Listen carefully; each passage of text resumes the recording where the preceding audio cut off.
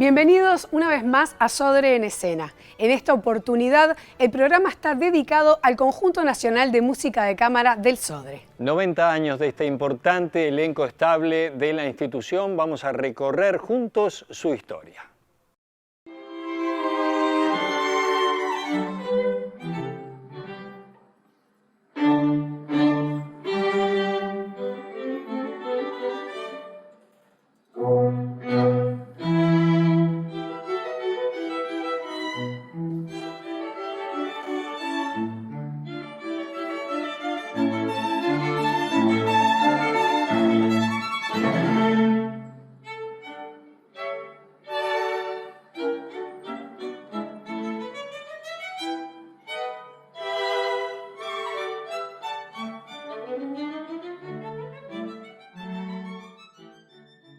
Creo que para entender el lugar que tiene el conjunto de música de cámara, es interesante ver el inicio del Sodre.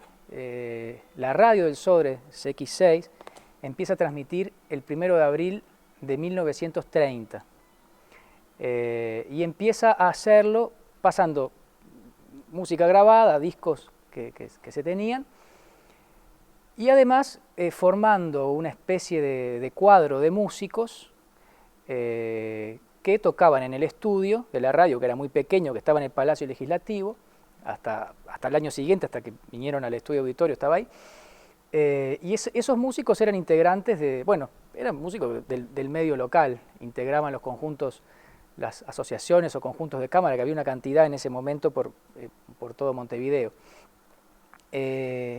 Eran temporadas o propuestas que, digamos, la curaduría estaba sobre todo a cargo de Virgilio Scarabelli. Entonces, una de las críticas que surgen a la programación de la radio, a la programación de CX6, que sale de varios lados, en ese comienzo fue: no pasan música bailable. Esa crítica salió en diversos medios, uno de ellos el diario La Mañana. Y entonces el presidente del Sodre, Francisco Giuliani, que fue el gran impulsor del proyecto, le responde con un largo editorial al diario La Mañana, que además le encantaba, pues había polémicas todos los días entre el Ideal y La Mañana, explicando, digamos, el propósito de la radio oficial de elevar la cultura del pueblo, digamos, siguiendo un poco el ethos de lo que eran las radios nacionales como la BBC. Y por otra parte, él hace tiene una cita, que yo voy a leerlo, es muy interesante, que hace como una especie de evaluación del gusto de la gente en el país y en esta sociedad. Él dice: los de arriba y los de abajo tenían el mismo gusto a base del bel canto, o sea, de la ópera. No era la cumbre del arte musical, ni era la pureza absoluta de la música. No eran ni la música sinfónica ni la música de cámara, pero no era la perversión artística. Era un grado en la escala artística de los pueblos nuevos. Era una evaluación del gusto popular que se hacía en distintas partes, en esta región, ¿no? Que el gusto estaba inclinado sobre todo a la lírica, pero ahí atrás venían como queriéndose ubicar en el quehacer cultural la música sinfónica y la música de cámara. La música de cámara, que es, digamos, la que tiene el estatus más alto, porque se supone que es aquella en la que los compositores se permitieron un lenguaje más especulativo, más creativo. Era una música compuesta no solo para amantes de la música o para gente a la que le gustaba la música, sino para músicos aficionados, o sea, para un público que era capaz de practicar la música en la casa. Entonces es desde el Opus 33 de Haydn, de los cuartetos Opus 33, existe esa idea de que la música más elaborada por parte de los compositores era el ámbito camerístico. Y bueno, con esta idea de lo que era el gusto y con este propósito de lo que debería ser la radio, es que llegamos al año 31, se forma la Orquesta Sinfónica del Sodre, la OSodre, se compra el Teatro Urquiza y en junio empieza a ensayar la orquesta y da su primer concierto el 20. Paralelamente, porque en un principio el llamado para los músicos, para conformar la orquesta, era para 80 músicos, en un momento se dice, bueno, ampliemos la orquesta. Inicialmente dijimos 80, vamos a decir 103. Y además vamos a formar una pequeña orquesta que va a tocar al mediodía música ligera por la radio, y además vamos a formar el cuarteto del Sodre, que estaba integrado por Chiolo, que se mantuvo, Carlos Correa Luna, un músico importante, director y violinista con una vinculación del Sodre de muchos años, Sant'Orsola y el chelista Víctor Hugo Gualianone, que también era integrante de los Sodre. Se produce un fenómeno interesante, y es que la música de cámara sigue un largo camino para imponerse como gusto, para imponerse en el público. De hecho, algunos años después, Laura Oyestarán se quejará de que no se forma cola para comprar las entradas en los conciertos camerísticos. Sin embargo, hubo una determinación muy fuerte de que la actividad se mantuviera. Yo creo que el valor más grande y el elemento más importante a rescatar de esta historia es que hubo una institución y un país que creyó en la importancia de sostener este género, de sostener este conjunto, que creyó además en el valor de la radio como factor para la cultura, y que sostuvo el conjunto de música de cámara. Creo que en ese sentido es por un lado, una historia de la cual aprender y de la cual sacar muchos elementos. Por otro lado, también estar agradecidos por esta historia del conjunto de música de cámara que se ha mantenido todos estos años, ¿no?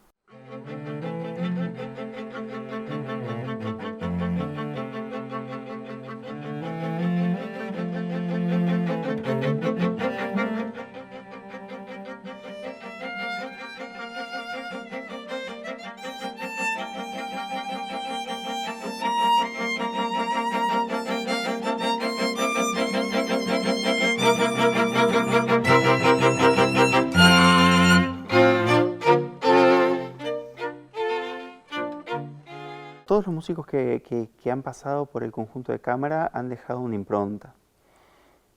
Como hablábamos, al ser un grupo tan chico y que la dinámica se genera entre todos sus miembros, es inevitable que cada uno aporte, no solamente desde la parte musical, ¿no?, pero también desde la forma de ser, ¿sí?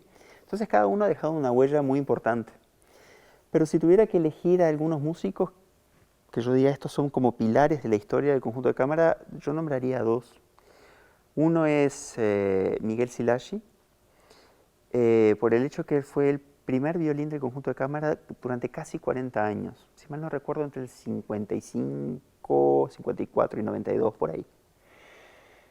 Entonces nada, bueno, lo que hablábamos un poco de la figura del primer violín, imaginemos una persona que está en ese rol durante tanto tiempo conduciendo a un cuerpo estable, obviamente que deja una impronta muy importante. Además de lo que significó Miguel Szilágyi para mí puntualmente, que fue mi maestro. Yo no soy uruguayo, yo vine acá cuando era chico y él fue la persona que me acogió musicalmente, digamos. Y así que bueno, le tengo un cariño personal muy grande, ¿no? Pero también fue maestro de muchas generaciones de violinistas en este país. Entonces fue una persona realmente importante. En la época de don Miguel Szilágyi, que fueron años como primer violinista, más de 40 creo, no estoy seguro, pero por ahí anda, primer violinista de conjunto de cámara, tremendo violinista con él, había todo un orden, se iba mucho al interior, ellos salían regularmente, pero salían 3, 4 días, se quedaban en un lugar, iban a tal ciudad, a tal pueblo, a pueblos realmente diminutos.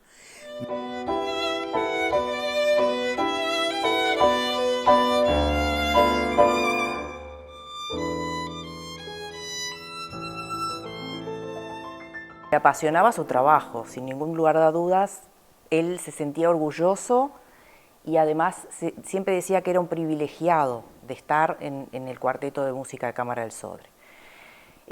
Por la labor que hacía, por su independencia, digamos, en elegir los repertorios, por esa segunda familia que formó con sus colegas, que la verdad que yo admiro en él, que a lo largo de 40 años de trayectoria, que hubo cambios de colegas, porque es natural eso, siempre mantuvo esa alegría y ese compromiso con el trabajo que hizo que se generara un buen ambiente laboral, como que él siempre hablaba con orgullo del cuarteto. Eso es realmente admirable en tantos años, ¿no? En mi casa era como un conservatorio, porque había siempre música, la radio Sodre siempre prendida, mis hermanos estudiando, alumnos que venían.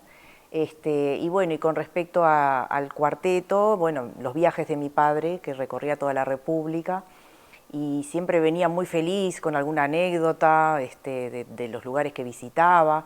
Ellos tocaban en todos los rincones de la República, en escuelas, liceos, clubes, universidades acá en Montevideo. Y bueno, de todos lados él nos traía los cuentos y estaba muy orgulloso de su trabajo y de poder llevar la música a todo el interior. Yo comencé a los 10 años a estudiar con él y ingresé a la escuela municipal porque él quería que yo hiciera el curso como todo el mundo, de una manera académica. Entonces mi relación con él siempre fue de alumna a profesor, digamos. En ese ámbito no había padre e hija, cosa que agradezco porque él era muy estricto, creo que conmigo más que con sus alumnos. Y bueno, y después tenía mucho la ayuda de mi hermano Víctor, que ya estaba más avanzado y siempre él me apoyaba en lo que a mí no me salía o en las dudas que tenía. Era muy importante para mí. Y la otra persona que yo rescataría y nombraría sin dudarlo en la historia del conjunto de cámara fue a Fanny, la pianista que estuvo desde el 70 hasta el 89, más o menos. Y a ella la rescato porque fue la primera mujer estable del conjunto de cámara. Por supuesto, invitados, mismo desde que yo estoy acá en el grupo, colegas, músicas, compañeras, ha habido muchas, pero estables no han sido tantas, y ella fue la primera mujer estable. Antes había como una idea de que no era un trabajo como para una mujer. ¿En qué sentido lo digo? Bueno, estamos hablando de la década del 40, cuando me hablaba Miguel de que él estaba década del 50. Estamos hablando de una época donde, por ejemplo, el conjunto de cámara iba, al igual que ahora, muchísimo al interior. Entonces, de repente, en un viaje, la infraestructura no era buena, el medio de transporte no era bueno, se iba a un lugar donde de repente tal vez no había ni siquiera un baño. Entonces, se consideraba que era bastante arduo el trabajo y por eso se pensaba que, bueno, no está hecho para una mujer. Por eso creo que fue fundamental que ella haya ganado un concurso y haya sido la primera mujer estable porque abrió una puerta. Fanny, desde sus comienzos de niña, porque empezó muy joven, ya se mostró un talento extraordinario. Empezó con una profesora no tan conocida y después fue a nada menos que a la esposa de mi gran maestro de armonía y composición, que fue el maestro Guido Santórsola. Sara Burdillón de Santórsola fue la maestra que la llevó a Fanny a ese desarrollo importantísimo. Después ella, no conforme con lo que había estudiado aquí, fue a estudiar a Europa, formándose con grandes maestros como Edwin Fischer, Lázaro Levi y Yves Nat. Estos tres maestros fueron fundamentales para Fanny, lo que la llevaron a ganar el primer premio del concurso internacional en Ginebra. Y una cosa que especialmente lo quiero destacar, porque más allá de todas las virtudes que tenía Fanny de la música, tal vez yo diría, y siempre cuando se lo digo a mis alumnos, digo, Fanny no era una pianista, era un ángel del piano. La humildad personificada nunca la vi en nadie como en ella. Ella siempre decía, si me precisan para que toque, me van a llamar. Jamás insistió para que la llamaran. Fanny Ingold lamentablemente es una pianista olvidada, porque todos nos acordamos de Nidia Mariño, pero no nos acordamos de Fanny Ingold. Fanny Ingold era de la misma talla de las más maravillosas pianistas que tuvo este país. No sé por qué se la ha olvidado.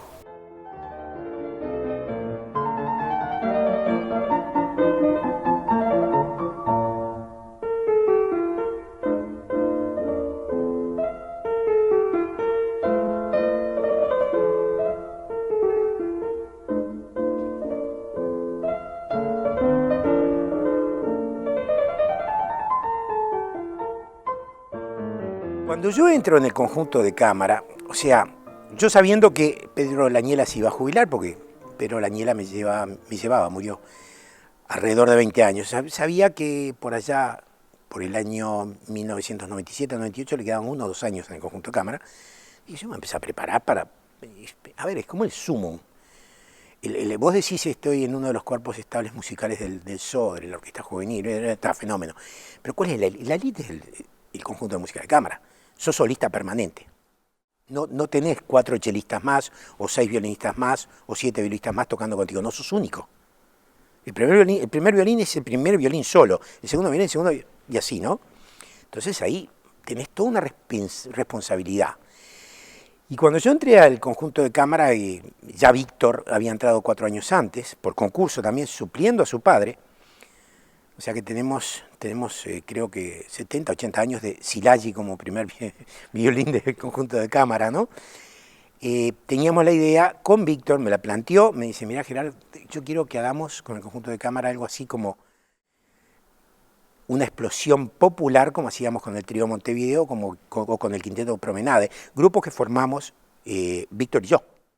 Él era un poco la estrella del Trío Montevideo, por su forma de tocar, por esa técnica impresionante que tenía, se lo enseñó el padre, pero aparte tenía ese don que mi abuelo decía, lo que la natura no da, el conservatorio no lo alquila. y es una realidad, y Víctor tenía un don como músico, como artista, como ser humano, ni que hablar. Y en el conjunto de cámara él era la imagen del conjunto de cámara, Víctor era la imagen. Ahora está Juan Sebastián Canabó, que, ojo, es muy bueno. Tiene otra forma de trabajar, pero es excelente.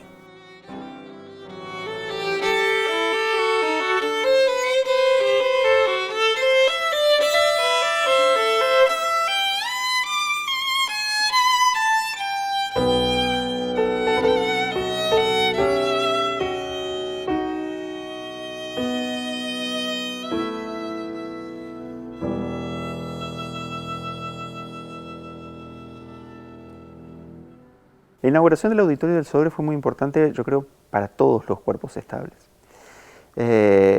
Una tragedia enorme para la cultura del país en general, cuando se incendió el viejo auditorio, y a partir de ahí entramos en una etapa en la que estábamos en una especie de espera de que llegara ese momento de volver a tener nuestra casa propia. Durante esa espera, por supuesto que seguimos con nuestras actividades en el conjunto de cámara, yo digo seguimos, no estaba todavía, pero siguieron con las actividades, conciertos en el interior, didácticos, conciertos en Montevideo. Pero faltaba eso, faltaba nuestro espacio, nuestra casa. Es decir, este es el escenario en el cual nosotros nos presentamos. Tocamos en distintas salas, ya ahí yo ya había entrado, tocábamos en la sala Nelly Goitiño, a la cual le debemos muchísimo, obviamente, la sala Bas Ferreira en la que estamos ahora. Pero el haber podido inaugurar y haber podido entrar en la sala Balso para nosotros nos marcó un antes y un después porque justamente nos dio un lugar donde nos sentíamos, bueno, este es nuestro hogar. Yo era coordinador artístico del SODRE, estaba en la dirección artística y que sí estaba situado en Sarandí Misiones, que hasta donde está el día de hoy. Y bueno, vimos que también fue bastante complicado porque el coordinador anterior, Juan Carlos Bustelo, que era el profesor Juan Carlos Bustelo, falleció. O sea, no es que dejó el lugar o se jubiló y hizo un traslado a otra persona. Y en ese contexto, yo que estaba en esa función, la coordinación artística, me pidieron que me hiciera cargo temporalmente del conjunto de música de cámara. En ese momento estaba integrado por Víctor Szilágyi en el primer violín, Líder Schiavone en el segundo violín, Estela González, que es la que queda hasta el día de hoy en la viola, Gerardo Moreira en violonchelo y Julián Bello en piano. Empezamos a trabajar en 3 pilares, digamos. Primero nos definimos qué íbamos a hacer con el conjunto de cámara. Conseguimos un espacio para residir, que en esta oportunidad fue Agadu. Trabajamos primeramente en la temporada de cámara tradicional, en la programación de la temporada de cámara tradicional. En la extensión se generó un trabajo de campo enorme con la Dirección Nacional de Inspección Musical de ANEP. Hicimos un convenio con ellos y empezamos a trabajar en lo didáctico en toda la República, en todo el país. O sea que hicimos un buen trabajo de territorio. Y bueno, y lo otro era los otros conciertos que tenían que ver con el territorio mismo, que no eran conciertos didácticos, sino conciertos de cámara, pero que capaz que eran un poco más eclépticos porque tenían una programación un poco más variada. Y durante un buen tiempo tuvimos que generar, además de tener un espacio para funcionar, también teníamos que generar toda una logística para poder movilizarnos, tener movilidad, no depender de otros aspectos que no fueran todos los que correspondían al conjunto de cámara, y teníamos a disposición una van de 20 asientos para el conjunto, que además nos daba la posibilidad de llevar los instrumentos. Eso nos dio la posibilidad de hacer, primero, recorrer mucho en territorio, incluso nos animamos a irnos al norte y hacíamos, por ejemplo, recuerdo que hicimos un viaje que fuimos a Artigas, hicimos 3 conciertos en un día, uno didáctico, uno en la escuela de música, creo que no, en Rivera fue en la escuela de música, y otro en la noche de cámara. Y después nos fuimos por Brasil, desde Artigas a Rivera, hicimos exactamente lo mismo. O sea, nos animábamos como a hacer alguna, pero la verdad que fue muy, muy bueno haber logrado esa dinámica de que podíamos movilizarnos.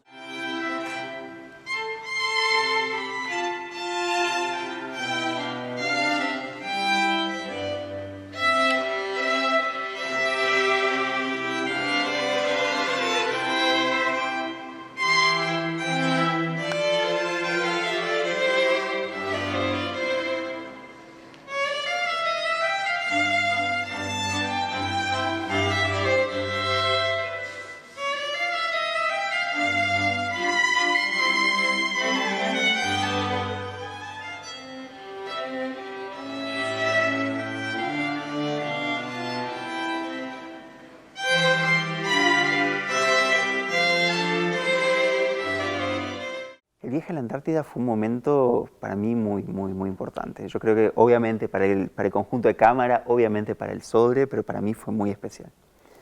Fue un momento muy especial porque había varios aniversarios que se estaban dando en ese momento. Estaba el del Bicentenario, estaban los 100 años de la llegada del hombre a la Antártida, estaban los 50 años del Tratado de la Antártida que se firmó, estaban los 25 años de la llegada de la base Antártida al Uruguay. Y además de eso, todo, digamos, de la Antártida, nosotros cumplíamos 80 años. Entonces era como todo muy emotivo. Y la experiencia fue increíble. Nosotros viajamos primero a Chile, fuimos hasta una ciudad que se llama Punta Arenas, estuvimos unos días ahí, hicimos un concierto hermoso, dimos unas masterclasses, y después nos quedamos a la expectativa de ver cuándo podíamos viajar a la Antártida. Estaba planificado para un día, pero recuerdo que el Hércules en el que íbamos a viajar se rompió. Entonces, bueno, tuvimos que esperar, salíamos del hotel, hacíamos el check-out porque viajábamos, volvíamos del aeropuerto, hacíamos el check-in porque seguíamos esperando. Estuvo muy interesante. Y al final creo que fue el 16 de diciembre que pudimos llegar a la Antártida y fue muy emotivo porque no solamente estábamos en la base uruguaya con los científicos y con la gente uruguaya, sino que pudieron acercarse de otras bases. Estaban de la base chilena, estaban de la base rusa. Nosotros habíamos llevado un repertorio, no solamente obviamente la música clásica, sino también algunas obras, justamente música popular chilena, rusa y eso, porque sabíamos que íbamos a estar. Y había una emoción muy grande, de parte de ellos y de parte nuestra. Y bueno, al final lamentablemente nos íbamos a quedar un poco y al final fue todo muy express por, bueno, obviamente viajar a la Antártida lo que tiene es que uno depende mucho de las condiciones meteorológicas. Entonces estábamos tocando, recuerdo, y recuerdo que nos hacían tipo, terminen, porque cambiaba el viento, creo que era dirección, y ya no íbamos a poder salir de la Antártida por quién sabe cuántos días. Entonces, bueno, ahí terminamos enseguida, nos subimos en el Hércules, nos llevaron de vuelta. Y bueno, y para mí fue muy gracioso porque cuando llegamos de vuelta a Chile, ya era el día siguiente, a la medianoche, unos minutos después, y ahí era mi cumpleaños. Entonces fue como, qué cumpleaños tan particular.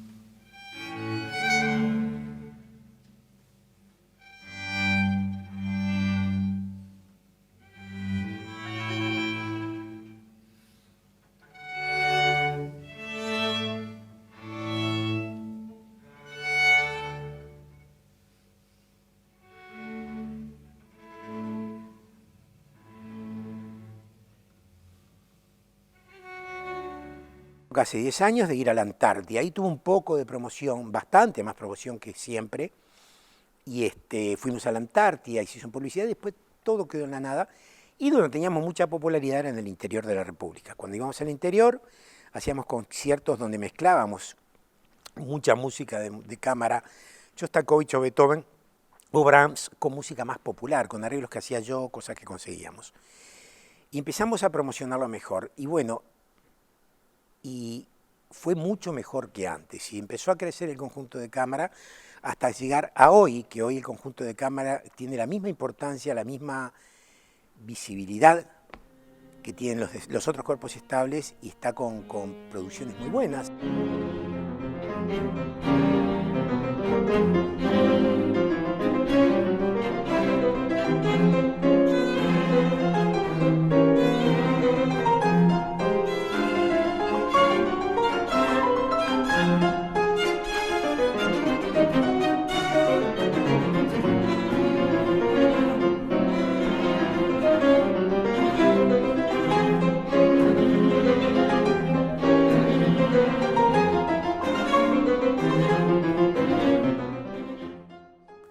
Nosotros hoy hablamos de Víctor Szilágyi porque fue un excelente violinista, fue primer violín. Hablamos de su padre porque fue una institución dentro de la institución, conjunto de cámara.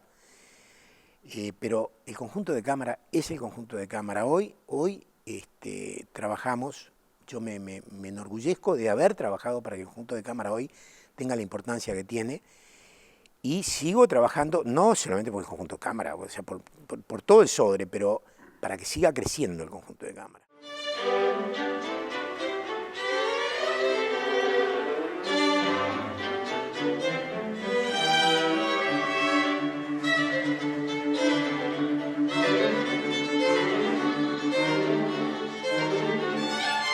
Las personas no conocen la música de cámara y dicen, no, yo voy solamente a los conciertos de la orquesta o del coro o del ballet. Y se olvidan que la música de cámara es muy importante. Es donde uno tiene que sacar todo lo que siente más que en ningún momento, porque es lo íntimo, es lo más personal. Siempre mi querida amiga Chichita Schettini decía, yo lo que más disfruté, aparte de los grandes conciertos que di con solistas y acompañando, fue cuando hice música de cámara. Y Fanny decía lo mismo, porque es otra cosa hacer música de cámara, es mucho más sobrecogedor. Esas músicas que han dejado los grandes compositores, y no solo los grandes de la historia universal, sino también los uruguayos, porque tenemos obras magníficas escritas para la música de cámara. Ni que hablar de la obra de César Cortines, del poema, ni el quinteto de Alfonso Broco, y tantos otros que me puedo estar en este momento olvidando.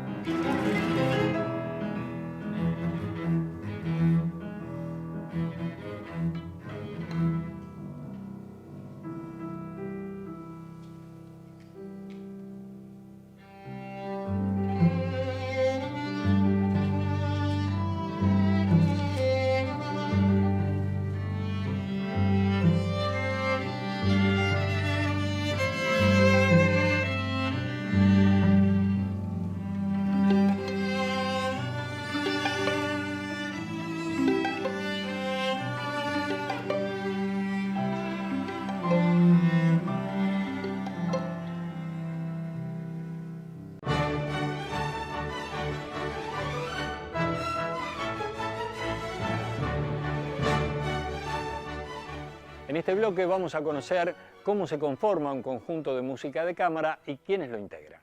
El término música de cámara viene de la época de la corte de Francisco I en Francia, que él tenía la sana costumbre de tener una cámara, un espacio donde los músicos estuvieran tocando permanentemente para entretenerlo. Entonces se diferenciaba la música de cámara con la música de capilla. Y un siglo después, ya hacia el siglo XVII, había esta música de caballeriza. O sea, eran grupos pequeños que entraban en ese ambiente. Por eso se llama música de cámara, música de salones pequeños. Era por lo general música profana, que no estaba escrita exclusivamente para esos instrumentos, como sucedía también en la Edad Media y en el Renacimiento. Eran músicas para voces que se tocaban con los instrumentos que había en el momento. En Inglaterra, en el fines del siglo XVI, surgen las primeras músicas escritas para determinados instrumentos, que eran grupos de violas da gamba, de 4 a 6 violas. Ese es lo que se considera como el origen de la música de cámara, porque eran músicas escritas para determinados instrumentos, con roles principales. Después, en el barroco, surge la sonata 3, que se podía tocar hasta con 8 instrumentos, y en el clasicismo, con Haydn, que escribe 68 cuartetos, empieza a surgir la forma más típica de la música de cámara, que es el cuarteto. Haydn y Mozart lo desarrollan y lo escriben para amateurs, o sea, para tocarlos entre ellos. Hay una obra que se le adjudica a Mozart, que es una partitura para 2 violines, que se puede leer en este sentido y en el otro sentido. Y eso era para estar sentado en una mesa, o sea, se ponían enfrente a una mesa y yo la leo desde aquí y tú la lees desde allá. O sea, era bien de entre casa. Es Beethoven el que lleva el cuarteto de cuerdas a los escenarios. Entonces ahí deja de ser una partitura un poco más fácil y ya se vuelve muy complicada y es para profesionales, ¿no? Y ahí también se empieza a incluir otros instrumentos. Aparece el piano formando quinteto, como está el quinteto de Brahms, el de Dvorak, el de Frank, el de Shostakovich. También se forma como cuarteto con piano, o sea, sin segundo violín. La formación de la trucha es bastante poco usual, que es sin segundo violín pero con contrabajo. Y después también se incluyen vientos, que eso a medida que avanza el siglo XX cada vez es más frecuente que se mezclen vientos con cuerdas.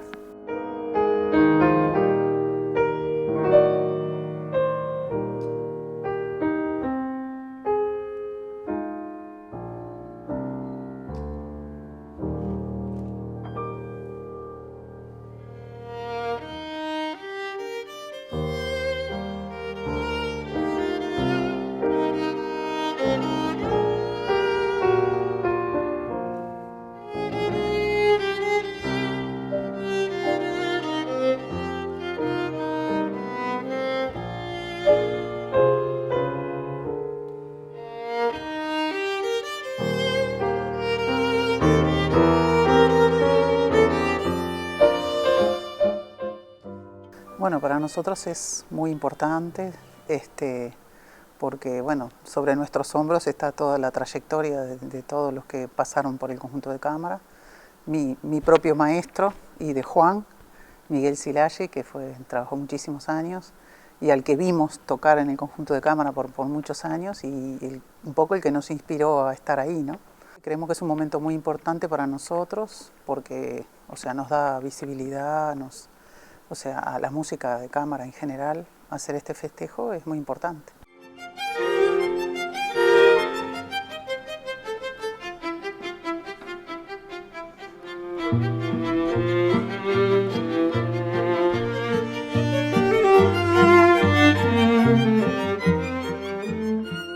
Un conjunto de cámara es un grupo reducido de músicos, ¿sí?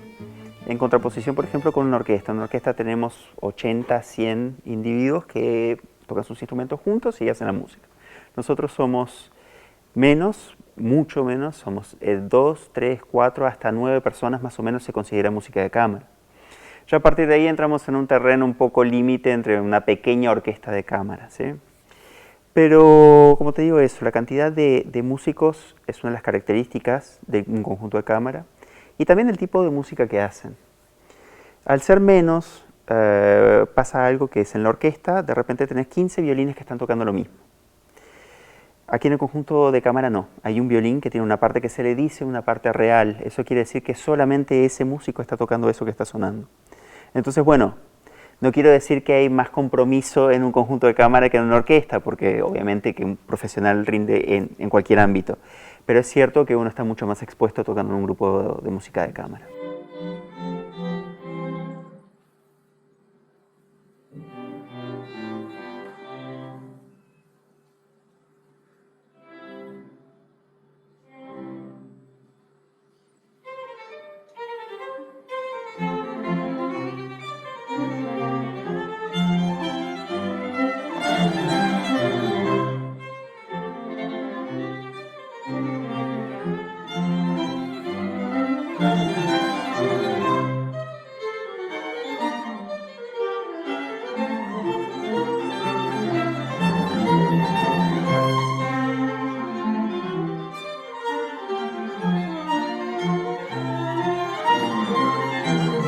El conjunto de cámara siempre tuvo dentro los mejores músicos de la orquesta, ¿no? Porque son músicos que salen de la orquesta para integrar el conjunto de cámara. Habitualmente se trata de hacer, aparte del tradicional repertorio camerístico que hay en el mundo, se trata de hacer lo nuestro, que es ahora lo que se está incentivando más. O sea, hasta hace unos años, viste, lo nuestro era como que, bueno, que a la gente no le interesaba, al público no le interesa, cuando haces un programa, yo cuando hago un programa me digo, voy a tocar Chopin, Beethoven y voy a poner, por ejemplo, Fabini, voy a poner Paraskevedaides. La música de cámara es tanto en la mayoría de muchos compositores como en los intérpretes, es como el punto más alto.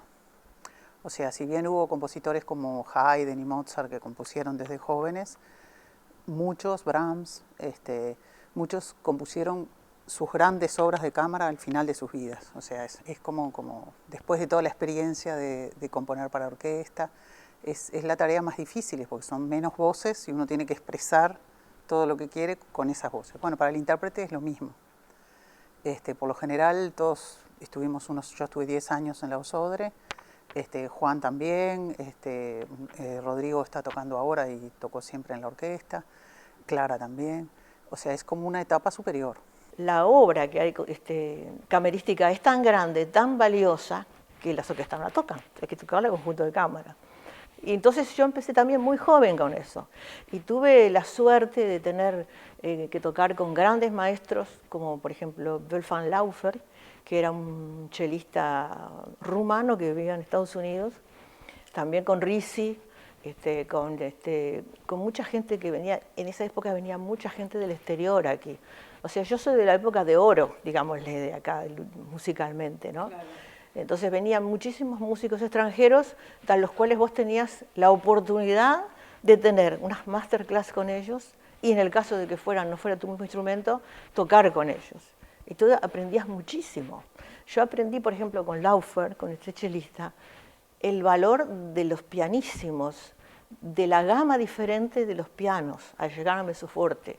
Porque si tú estás tocando, acompañando, no puedes tocar más fuerte del que está cantando o del que está tocando un instrumento, ¿verdad? Entonces tú aprendes a regular la intensidad de los matices. Aprendes a salir y cantar cuando tú querés, que está escrito que es tu parte. Acompañás. La música de cámara es lo más grande que hay musicalmente.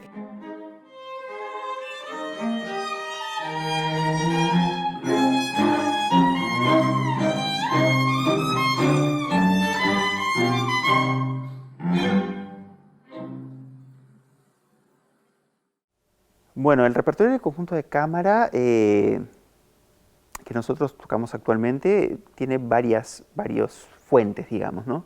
Están los grandes compositores, como puede ser Mozart, Beethoven, Schubert, etcétera, de los cuales nosotros hacemos sus obras. Y también nosotros tratamos de nutrirnos de lo que es la música nuestra, la música ciudadana rioplatense, lo que es el tango, lo que es la milonga, el candombe, etcétera. Y esto hace un tiempo ya que estamos tratando siempre en cada concierto dar un poco de todo, primero porque consideramos que es importante mostrar lo que es nuestra propia cultura también, ¿no?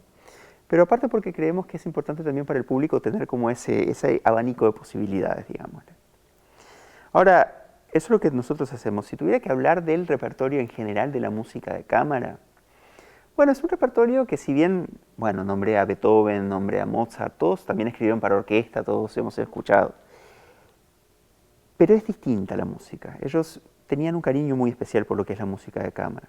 La música de cámara, como decíamos, es música para ser tocada entre pocos. Lo que pasaba normalmente es que se tocaba en un hogar, la familia, o con los amigos. Los mismos compositores llamaban a un amigo músico y tocaban entre ellos. Entonces había un cariño muy especial y le dedicaban mucho tiempo, mucho pienso y mucha inspiración a este repertorio. Por eso es tan lindo poder hacerlo.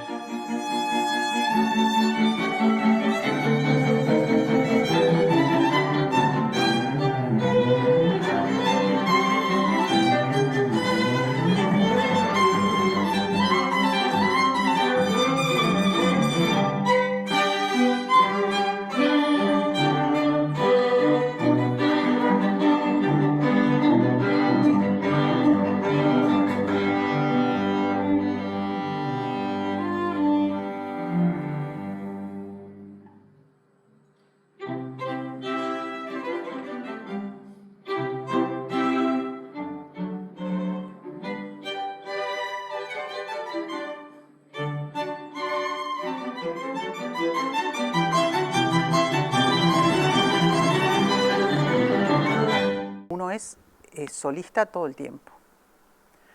La orquesta se maneja en base a familias.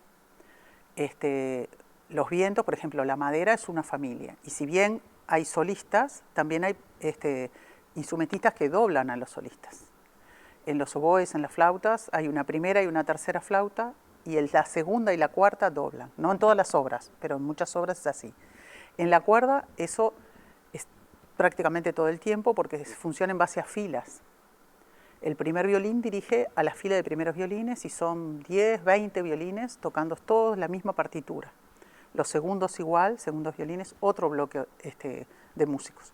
Violas, chelos, contrabajo. En la música de cámara, cada uno tiene una partitura original, una voz, o sea, totalmente diferente a la otra. Si bien se imita, uno acompaña, el otro alterna, pero siempre tenés una parte original. Y el rol de cada instrumento cambia según el compositor, según la obra. Por ejemplo, en la formación de cuarteto de cuerdas, que es la más típica de la música de cámara, el primer violín y el cello son los que tienen las voces más protagónicas. El cello hace la función de bajo y también la función melódica. Y el violín, por lo general, es el que más tiene la melodía. La viola y el segundo violín alternan, hacen de nexo, hacen ritmo.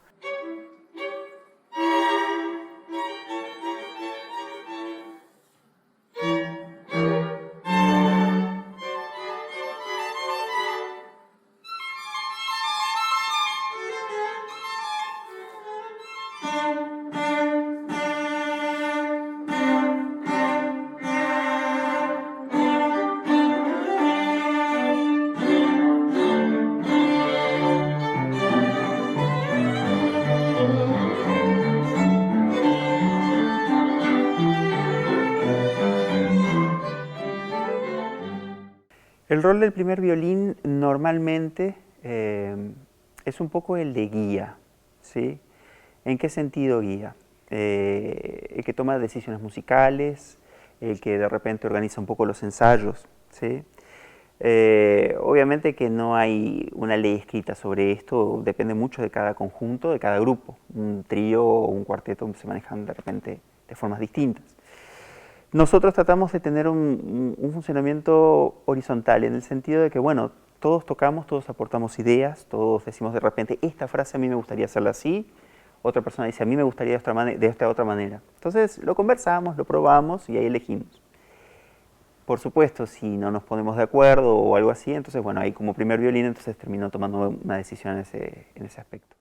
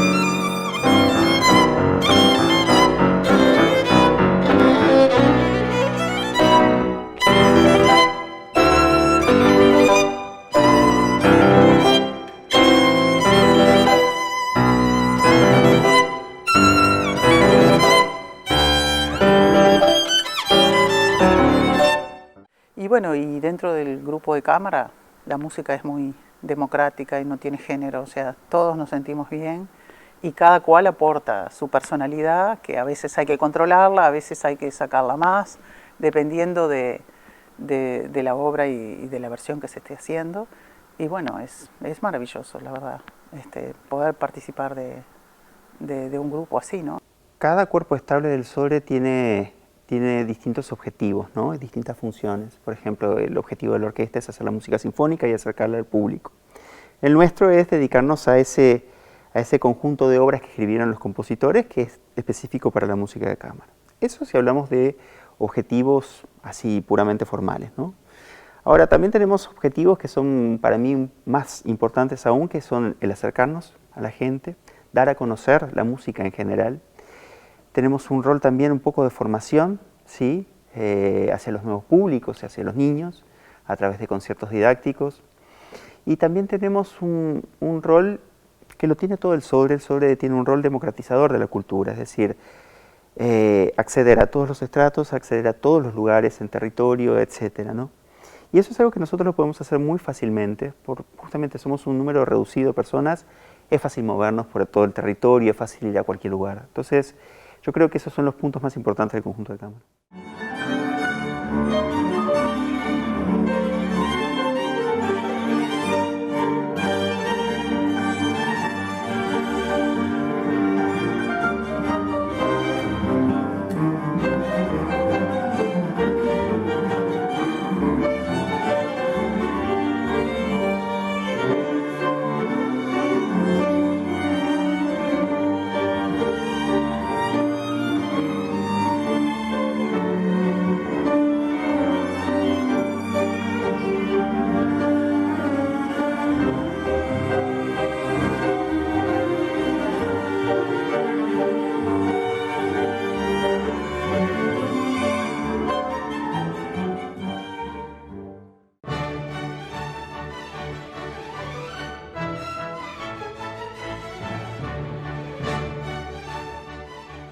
El conjunto de música de cámara del Sodre también hace giras por el interior, acercando sus espectáculos a más uruguayos. De eso conversamos y del futuro.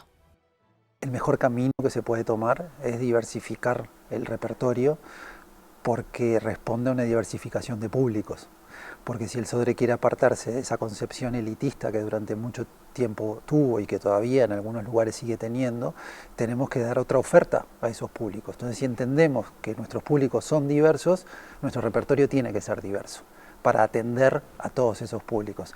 Y eso lo han entendido todos los directores de los cuerpos estables y que es algo que permite el Sodre. El Sodre permite el riesgo. La estructura y el aparato técnico y las posibilidades permite tomar riesgos. Entonces, y eso es algo que a nivel de política cultural se tiene que apoyar.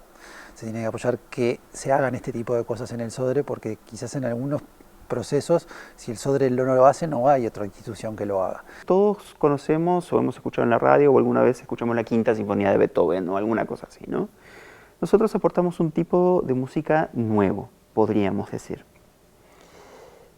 El llegar al interior es un proceso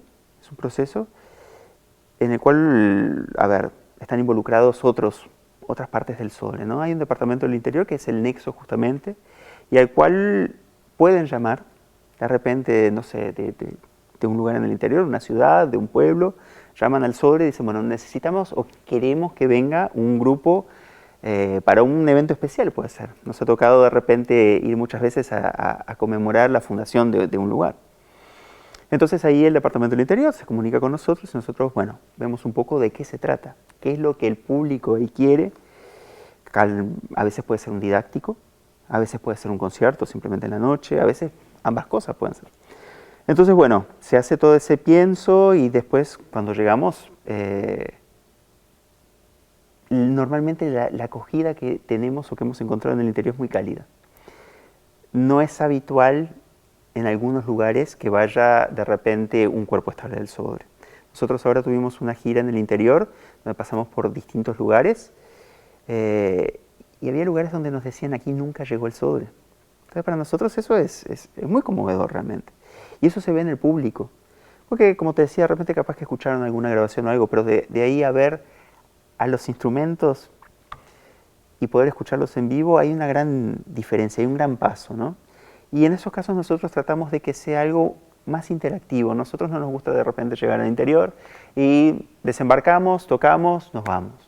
No, tratamos de, bueno, durante el concierto poder conversar un poco, explicarles lo que hacemos y después, bueno, si se puede, nos gusta que haya una interacción.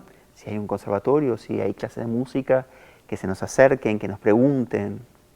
Ese es el relacionamiento que tenemos con el interior. Es una composición más pequeña comparado con otros cuerpos estables, es la composición con menos integrantes y por lo tanto generalmente pueden llegar a otros lugares donde las grandes producciones no pueden llegar, y con esta política de descentralización que el Sodre tiene que tener y de llegar a todos los lugares sin importar del tamaño de sus teatros, el conjunto de música de cámara funciona como una muy buena herramienta de democratización de los bienes y los servicios que el Sodre tiene en todo el territorio. Nosotros promediábamos unos 40 conciertos didácticos en el año, entre febrero y diciembre, es un montón. Y hacíamos siempre también entre 15 y 18 visitas al interior. Lo cual nos permite, bueno, cumplir uno de los mandatos fundamentales del Sodre, ¿no? Que es a nivel nacional, no es montevideano. Entonces nos permitía llevar la música y nos va a permitir ahora que vamos a tener una gira aniversario, y nos va a permitir llevar la música a muchos lugares, y eso es una experiencia completamente distinta, porque también tenemos la ventaja de ser pocos, de poder acomodarnos en un salón, que puede ser un salón de una escuela, que puede ser de un club de abuelos, que puede ser un lugar en el que nosotros podamos acomodar sillas, atriles, el piano eléctrico, llevamos todo para que nadie, no haya un impedimento de ese tipo.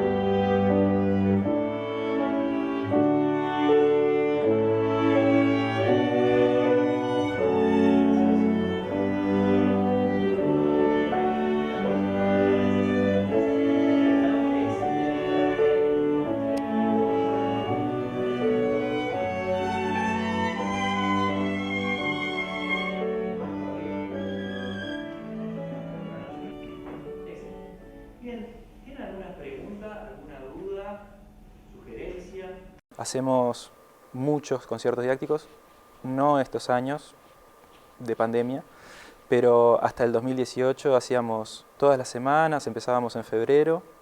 Estaba buenísimo porque iba a estar dentro de poco cuando volvamos, porque tenemos la colonia de vacaciones de ANEP, que siempre venían niños de todas partes del país y conocen el auditorio y tienen un concierto, con instrumentos que son acústicos, no hay ningún cable, no hay ningún parlante, entonces es una sensación y es una vivencia realmente muy distinta que ver por la televisión o ver un concierto desde lejos.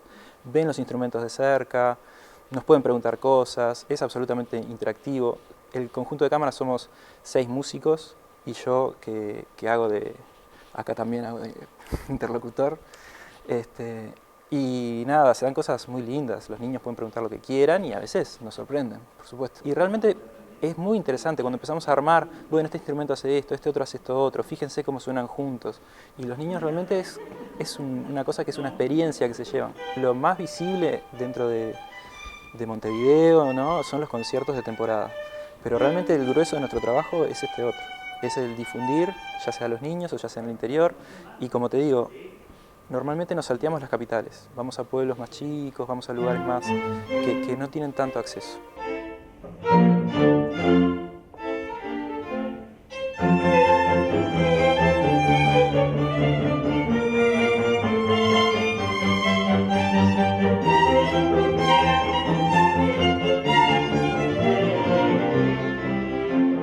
Estamos como formando un equipo y estamos buscando darle una identidad un poco diferente al conjunto de cámara, que venía con muchos años de trabajo, con un muy buen trabajo, pero que estamos buscando perfilarlo de otra manera, en esta interacción con los demás equipos, en un trabajo Bueno, ahora vamos a trabajar con el Ballet Nacional del Sodre, trabajamos con el Coro de Niños, hicimos una ópera hace poquito muy linda para niños, vamos a hacer María de Buenos Aires.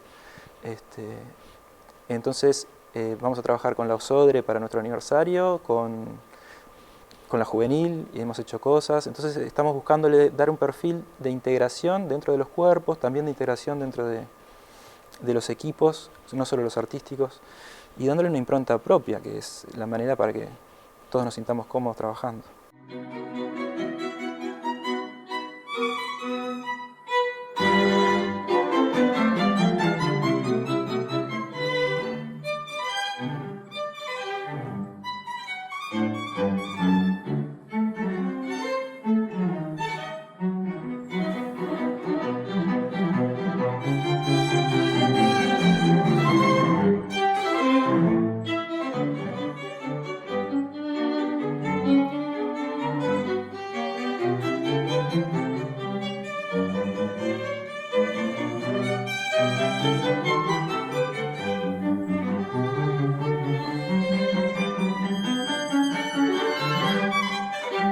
Y de esta manera llegamos al final de este recorrido de la historia del Conjunto Nacional de Música de Cámara del Sodre.